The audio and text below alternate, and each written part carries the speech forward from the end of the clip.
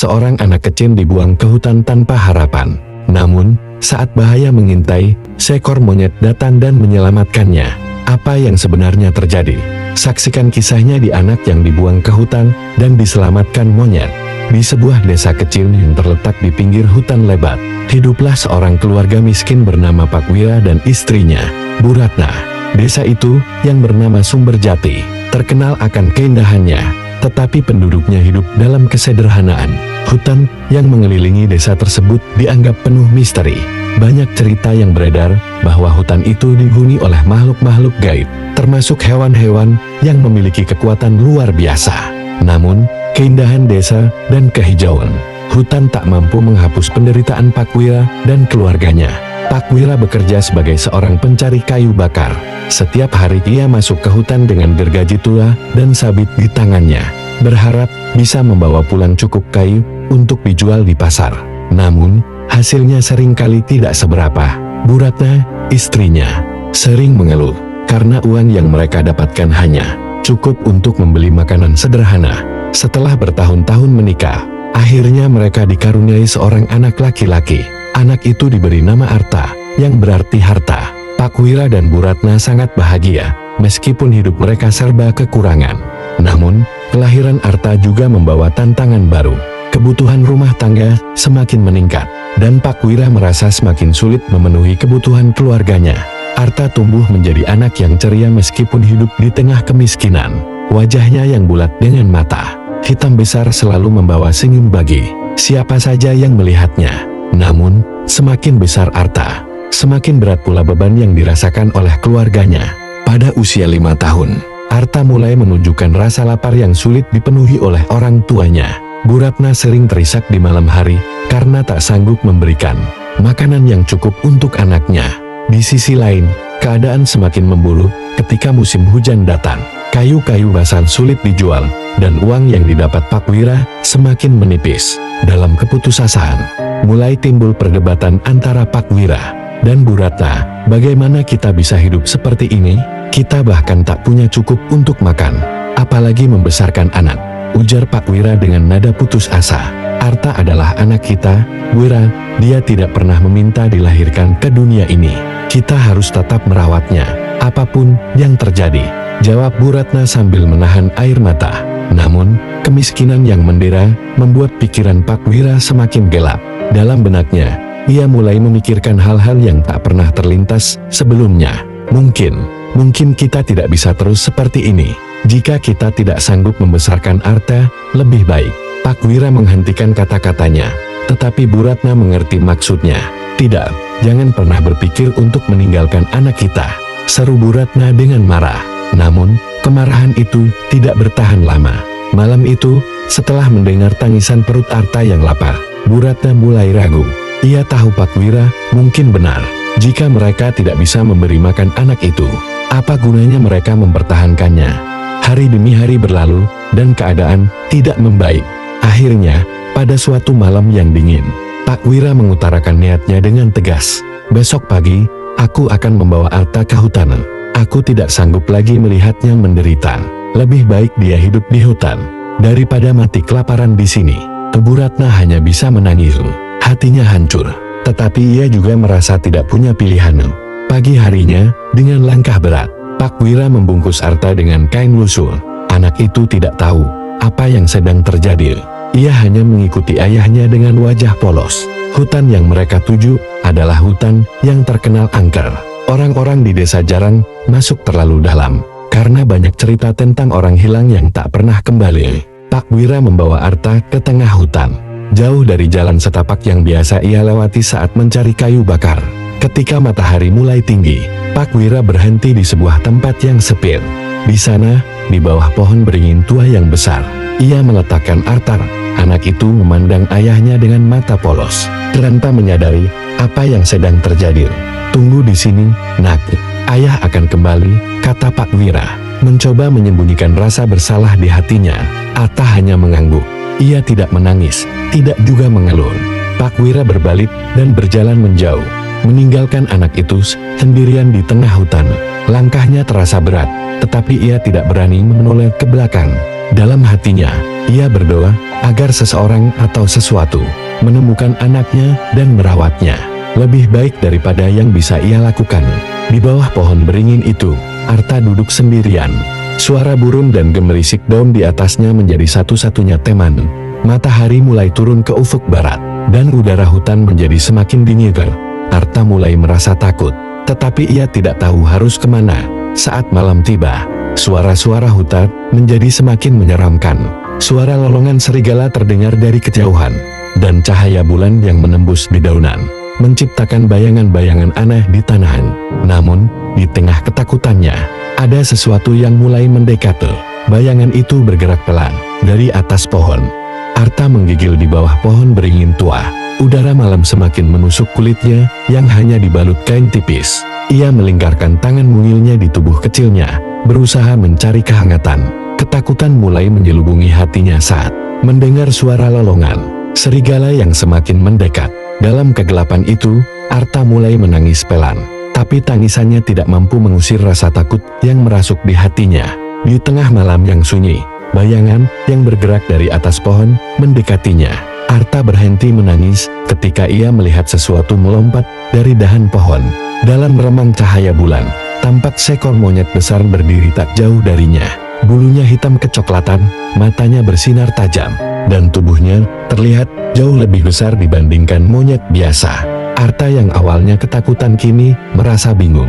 Ia tidak tahu apakah makhluk ini akan melukainya atau menolongnya. Monyet itu mendekat perlahan, memiringkan kepalanya, seolah memeriksa keadaan Arta. Anak kecil itu memandang balik dengan mata penuh kebingungan. "Kamu siapa?" tanya Arta dengan suara pelan. Meskipun ia tahu monyet itu tak akan menjawab, monyet tersebut mengulurkan tangannya, seakan-akan mengisyaratkan sesuatu. Arta, yang merasa tak memiliki pilihan lain, menerima uluran tangan monyet itu. Dengan sigap, monyet tersebut mengangkat tubuh kecil Arta dan membawanya naik ke atas pohon beringin. Di dahan yang tinggi, monyet itu menempatkan Arta di sarangnya yang hangat, yang terbuat dari dedaunan tebal. Arta terkejut melihat ada buah-buahan segar di sana, seolah monyet itu memang sudah menyiapkan tempat ini untuknya. "Kamu mau aku makan ini?" tanya Arta sambil menunjuk buah yang ada di sarang. Monyet itu mengangguk pelan, membuat Arta semakin yakin bahwa makhluk ini tidak bermaksud jahat. Dengan tangan kecilnya, ia mulai memakan buah-buahan itu. Rasa manisnya memenuhi mulutnya, dan untuk pertama kalinya dalam beberapa hari, perutnya yang kosong merasa kenyang. Malam itu, Arta tidur di bawah pelukan monyet besar itu. Meskipun aneh, ia merasa aman. Bau dedaunan dan kehangatan bulu monyet itu membuatnya merasa seperti berada dalam pelukan seorang ibu. Keesokan paginya, cahaya matahari menembus celah-celah dedaunan, membangunkan Arta dari tidurnya. Ketika ia membuka mata, monyet besar itu sudah tidak ada di sampingnya. Ia merasa sedikit panik, tetapi sebelum ia sempat menangis, monyet itu kembali muncul dengan membawa seikat buah-buahan di tangannya. Arta tersenyum kecil. "Terima kasih," ucapnya polos. Hari-hari berlalu, dan Arta mulai terbiasa dengan kehidupan di hutan. Ia selalu berada di bawah pengawasan monyet besar itu, yang ia beri nama Bonto. Arta merasa Bonto adalah temannya, satu-satunya di hutan yang luas dan penuh misteri ini. Setiap hari, Bonto mengajarinya cara memanjat pohon, mencari makanan, dan bahkan memahami bahaya yang mengintai di hutan. Namun, kehidupan di hutan tidak selalu aman. Pada suatu sore, ketika Arta sedang bermain di bawah pohon beringin, ia mendengar suara gemerisik dari balik semak-semak. Arta yang penasaran mendekati semak itu. Namun, tiba-tiba seekor ular besar muncul dengan cepat, siap menerkamnya.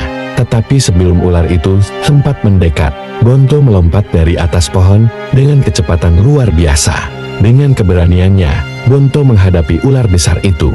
Ia mengeluarkan suara keras, membuat ular itu mundur beberapa langkah. Namun, ular tersebut tidak menyerah begitu saja. Pertarungan antara Bonto dan ular berlangsung sengit. Arta hanya bisa menyaksikan dengan ketakutan, memeluk lututnya sambil menangis. Akhirnya, setelah beberapa saat, ular itu melarikan diri ke dalam semak-semak. Bonto kembali ke Arta dengan napas tersengal. Beberapa goresan terlihat di tubuhnya. Arta memeluk Bonto erat-erat, air matanya mengalir deras. "Terima kasih, Bonto, kamu menyelamatkanku," ucapnya sambil terisak. Sejak kejadian itu, ikatan antara Arta dan Bonto semakin kuat. Bonto menjadi pelindung sekaligus keluarga bagi Arta. Meski begitu, dalam hati kecilnya, Arta masih merindukan orang tuanya. Ia sering bertanya-tanya mengapa ayahnya tidak kembali untuk menjemputnya. Sementara itu, di desa Sumberjati, Pak Wira dan Bu Ratna hidup dalam penyesalan.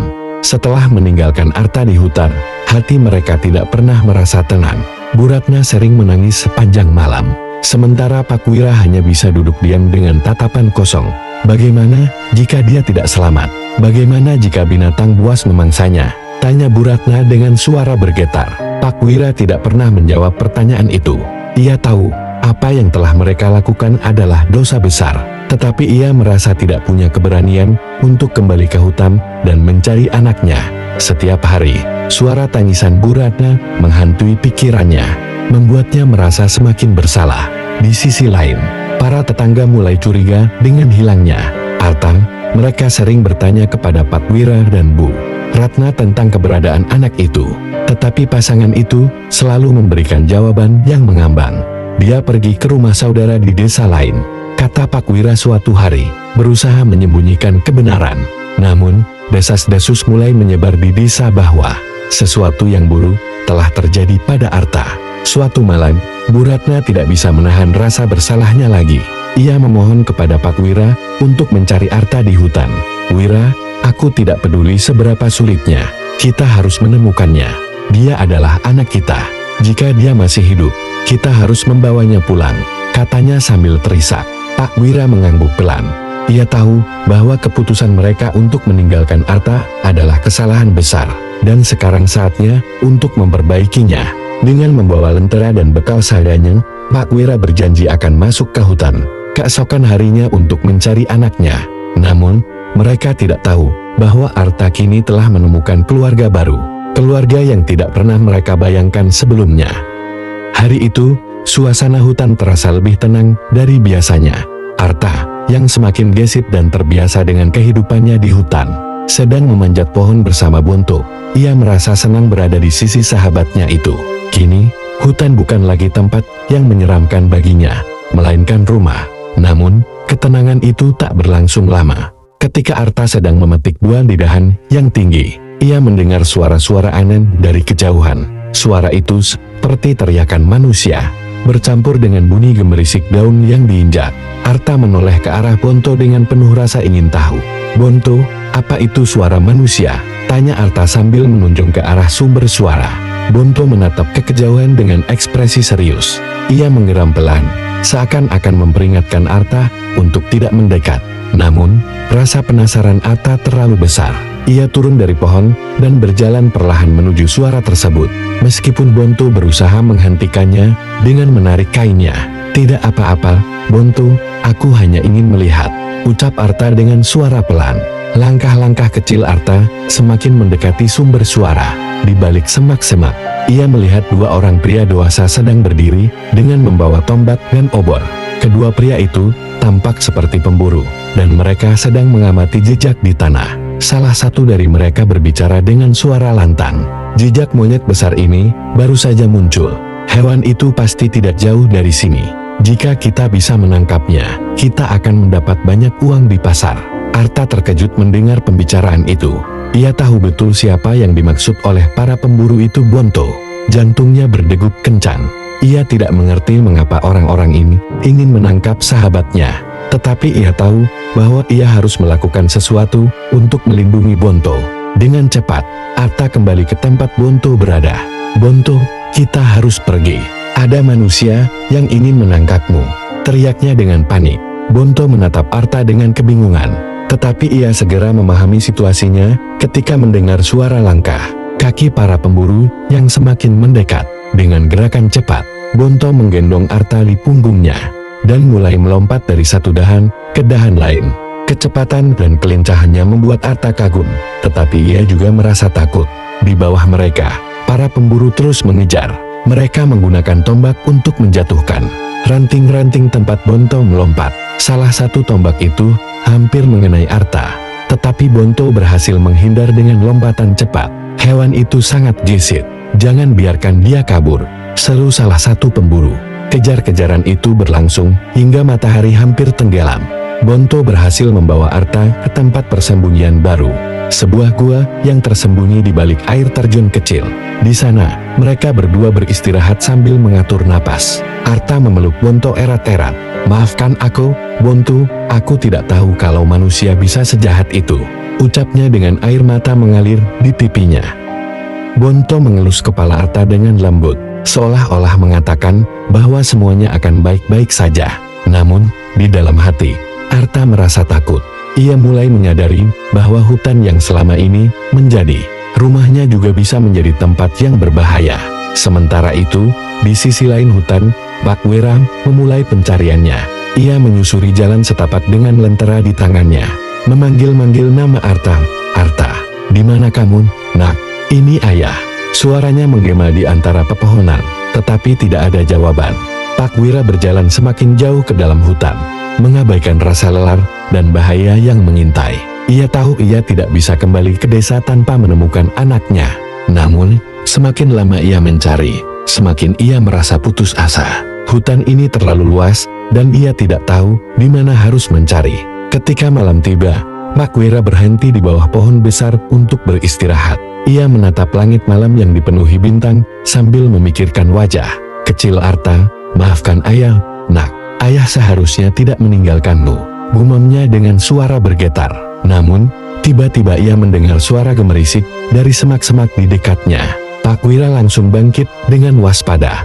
Dari balik semak-semak itu, muncul dua orang pria para pemburu yang sebelumnya mengejar Bonto. "Hei, kau, apa yang kau lakukan di sini?" salah satu pemburu bertanya dengan nada curiga. Pakwira menjelaskan bahwa ia sedang mencari anaknya yang hilang di hutan. Para pemburu itu saling pandang. Lalu salah satu dari mereka berkata, "Kami tidak melihat anak kecil, tetapi kami melihat seekor monyet besar. Mungkin saja anakmu telah dimangsa oleh hewan itu." Hati Pakwira terasa seperti disayat. Namun, ia menolak mempercayai ucapan para pemburu itu. "Tidak, anakku pasti masih hidup. Aku akan terus mencarinya," ujarnya dengan tegas. Pemburu yang lain tertawa kecil. "Kalau begitu, hati-hati. Hutan ini penuh dengan bahaya. Jika kau bertemu dengan monyet besar itu, sebaiknya kau lari secepat mungkin." Pakwira mengabaikan mereka dan melanjutkan pencariannya. Namun, ucapan para pemburu itu terus terngiang di benaknya. Apakah mungkin anaknya benar-benar bertemu dengan hewan buas? Atau, lebih buruk lagi, apakah anaknya sudah tiada? Di tempat persembunyiannya, Arta mulai menyusun rencana bersama Bonto. Ia tahu bahwa para pemburu tidak akan berhenti mengejar mereka. "Kita harus melawan, Bonto, kalau tidak, mereka akan terus mengejarmu," ucapnya dengan penuh keyakinan. Bonto menatap Arta dengan tatapan penuh kasih. Meskipun ia hanya seekor monyet, ia bisa merasakan keberanian dan cinta yang tulus dari anak kecil itu. Malam itu, untuk pertama kalinya, Arta bertekad untuk melindungi Bonto, sama seperti Bonto yang selalu melindunginya. Malam di hutan semakin mencekam. Cahaya bulan yang biasanya terang kini tertutupi oleh awan gelap. Di dalam gua yang tersembunyi di balik air terjun, Arta duduk memeluk lututnya, sementara Bonto berdiri di pintu gua dengan penuh kewaspadaan. Lah tahu bahwa bahaya belum sepenuhnya berlalu. "Kita tidak bisa terus bersembunyi seperti ini, Bonto," kata Arta sambil menatap sahabatnya itu. "Mereka akan terus mencari kita. Kita harus melawan." Bonto menatap Arta dalam-dalam, seolah mempertimbangkan kata-kata anak itu. Lah kemudian mengeluarkan suara rendah, seperti menyetujui keputusan Arta. Ketika fajar mulai menyingsing, Arta dan Bonto keluar dari gua. Mereka memutuskan untuk pergi ke bagian terdalam hutan, tempat yang tidak berani dimasuki oleh manusia. Namun, rencana mereka tidak berjalan mulus. Baru beberapa langkah keluar dari gua, suara gemerisik terdengar dari balik pepohonan. "Lihat, itu dia monyet besar itu," teriak salah satu pemburu yang tiba-tiba muncul bersama kelompoknya. Mereka membawa tombak, jaring, dan busur panah. Kali ini, jumlah mereka lebih banyak, setidaknya 6 orang. Arta menggenggam tangan kecilnya, berusaha menahan rasa takut. Lah menatap Bontoy yang mulai menggeram keras. Monyet besar itu berdiri tegap di depan Arta, melindunginya dari ancaman para pemburu. "Serahkan anak itu dan menyerahlah, monyet. Jika tidak, kami akan menangkapmu dengan paksa." ancam salah satu pemburu. Namun, Bonto tidak mundur. Sebaliknya, ia mengeluarkan suara keras yang menggema di seluruh hutan. Suara itu terdengar seperti panggilan, dan dalam beberapa saat, suara gemerisik lain mulai terdengar dari berbagai arah. Dari balik pepohonan, muncul sekelompok monyet lain, lebih kecil dari Bonto, tetapi jumlah mereka sangat banyak. Para pemburu terkejut melihat kawanan monyet itu. "Hati-hati, mereka mencoba mengepung kita," teriak salah satu dari mereka. Bonto melompat ke depan, memimpin serangan. Dengan cepat, kawanan monyet itu mulai menyerang para pemburu. Mereka melompat dari dahan ke dahan, menjatuhkan tombak dan peralatan pemburu dari tangan mereka. Suara jeritan para pemburu memenuhi udara. Sementara Arta berdiri di belakang, menyaksikan semua itu dengan mata lebar. Namun, salah satu pemburu yang licin berhasil mendekati Artan, mengarahkan tombaknya ke anak kecil itu. "Hentikan, atau aku akan melukainya," ancamnya. Bonto yang melihat ancaman itu segera berlari ke arah Arta. Dalam sekejap, ia menerkam pemburu tersebut, menjatuhkan tombaknya. Namun, dalam proses itu, pemburu lain berhasil melukai Bonto dengan panah di bahunya. Monyet besar itu mengerang kesakitan, tetapi ia tetap berdiri tegap di depan Arta. "Bonto!" teriak Arta dengan air mata mengalir. Melihat sahabatnya terluka, Arta merasa marah dan putus asa. Mengambil sebuah batu besar di tanah dan melemparkannya ke arah pemburu yang melukai Bonto. Lemparannya tepat mengenai kepala pemburu itu, membuatnya jatuh pingsan. "Cepat pergi dari sini, jangan pernah kembali," teriak Arta kepada para pemburu yang tersisa. Melihat ke salah satu dari mereka terkapar dan kawanan monyet yang semakin agresif, para pemburu memutuskan untuk melarikan diri. Mereka meninggalkan peralatan mereka dan berlari keluar dari hutan. Ketika para pemburu pergi, kawanan monyet yang dipimpin Bonto mengeluarkan suara kemenangan. Namun, Arta tidak peduli. Dia berlari ke arah Bonto yang terluka dan memeluk tubuh besar sahabatnya itu. "Bonto, jangan mati. Kumohon jangan tinggalkan aku," bisiknya sambil menangis. Bonto menatap Arta dengan mata lembut.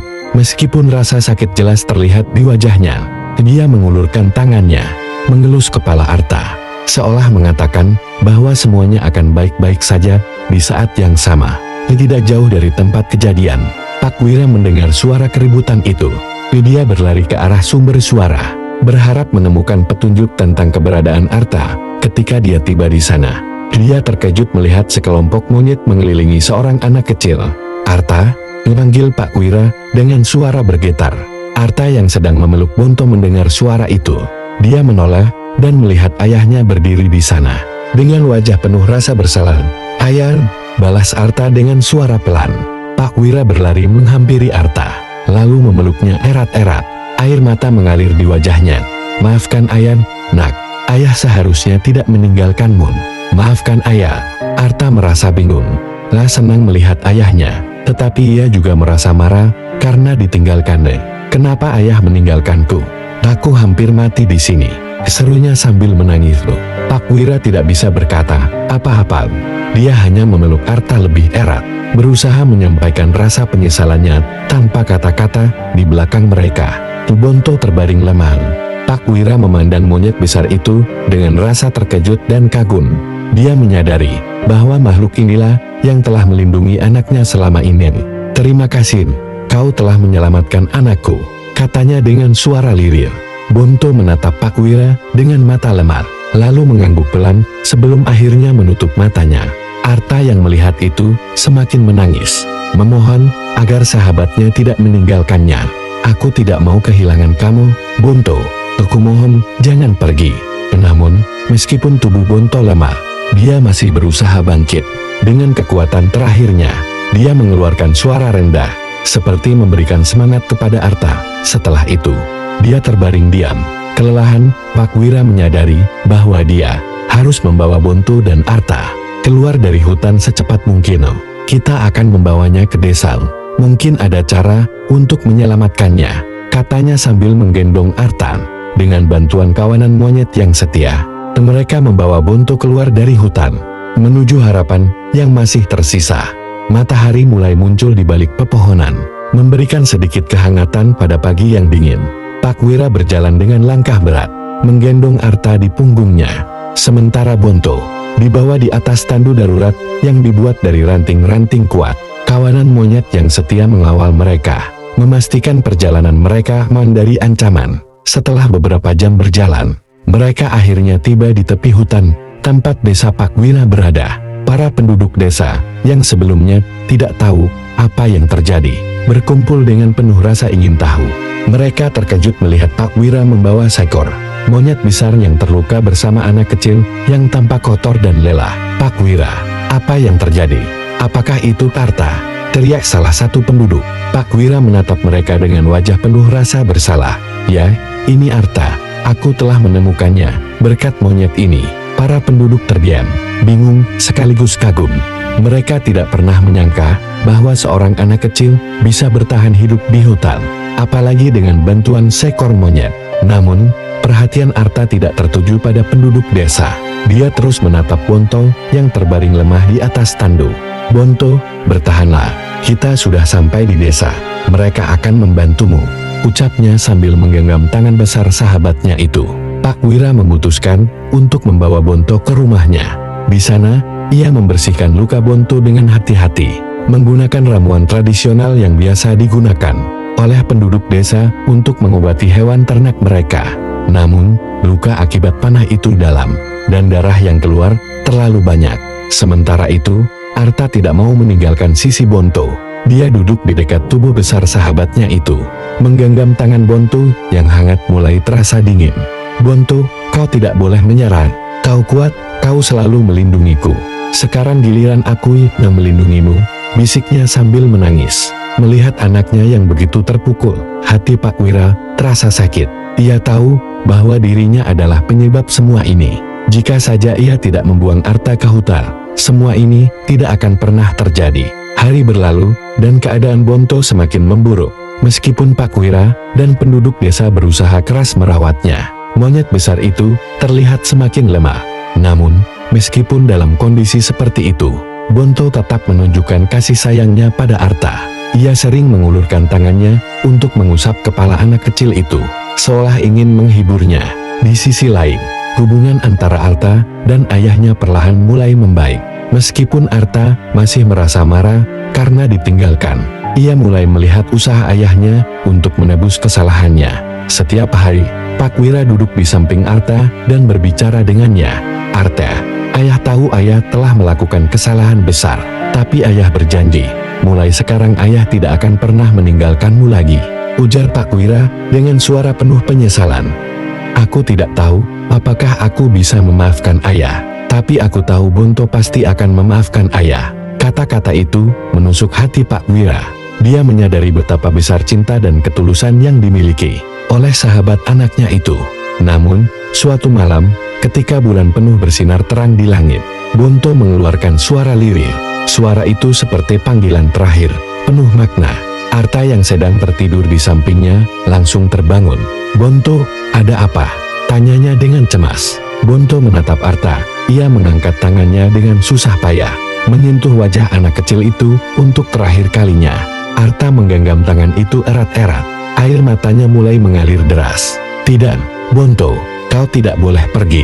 Kumohon, jangan tinggalkan aku," teriaknya sambil menangis. Pakwira yang mendengar suara itu segera masuk ke dalam ruangan. Dia melihat Arta memeluk tubuh besar Bonto yang sudah tidak bergerak. Monyet besar itu telah menghembuskan napas terakhirnya. Arta menangis histeris, memeluk tubuh sahabatnya dengan erat. "Bonto, jangan tinggalkan aku butuh kau." Pakwira mendekati Arta dan memeluk anaknya dengan lembut. "Arta, Bonto telah melakukan segalanya untuk melindungimu. Sekarang, dia sudah beristirahat." Namun, Arta tidak bisa menerima kenyataan itu. Dia terus menangis sepanjang malam, memeluk tubuh sahabatnya yang kini dingin. Keesokan harinya, Pakwira dan penduduk desa mengadakan pemakaman untuk Bonto. Mereka menggali sebuah lubang besar di dekat hutan, tempat yang damai dan tenang. Arta meletakkan bunga liar di atas tubuh sahabatnya sebelum lubang itu ditutup. "Bonto, terima kasih untuk segalanya. Kau adalah sahabat terbaik yang pernah kumiliki. Aku tidak akan pernah melupakanmu," bisiknya dengan suara lirih. Ketika tanah mulai menutupi tubuh Bonto, Arta merasakan hatinya hancur. Namun, Ia juga merasa bahwa ia harus menjadi kuat, seperti yang selalu diajarkan oleh Bonto.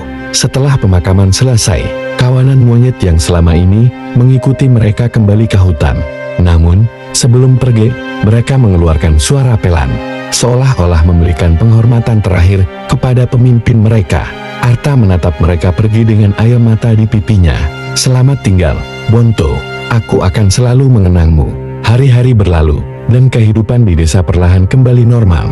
Namun, bagi Arta, tidak ada yang benar-benar sama. Meskipun dia merasa kehilangan, dia juga merasa bahwa Bonto selalu ada bersamanya dalam setiap langkah yang ia ambil. Pak Wira yang kini menjadi lebih dekat dengan Arta berusaha menebus kesalahannya. Ia mengajari Arta tentang kehidupan, tentang keberanian, dan tentang cinta kasih yang ia pelajari dari pengorbanan Bonto. Arta, hidup adalah perjalanan yang penuh tantangan. Tapi selama kita punya keberanian dan cinta, kita bisa melewati semuanya. Itulah yang telah Bonto ajarkan pada kita, ujar Pak Wira suatu hari. Arta mengangguk pelan. Dia tahu bahwa meskipun Bonto telah pergi, kenangan tentang sahabatnya itu akan selalu hidup dalam hatinya.